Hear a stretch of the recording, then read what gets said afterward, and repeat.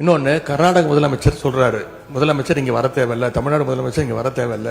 பகை நாடுகளை பேசி தீர்க்க பார்க்குறாங்க. பக்கத்து மாநிலத்தோட பேசி பார்த்தா என்னன்னு நினைச்சேன். குறுவை சாகுபடிக்கு அந்த நிவாரண தொகுப்பு பற்றி எதிர்கட்சியிலேருந்து கேட்டிருந்தாங்க. அந்த குறுவை சாகுபடிக்கு அந்த நிவாரணம் ஏற்கனவே கொடுத்தாச்சு, வழங்கியாச்சு. இது அரசியலே நாங்கள் தான் அப்படின்னு சொல்லிக்கிறவங்களுக்கு இது எப்படி தெரியாமல் போச்சுன்னு எனக்கு தெரியல.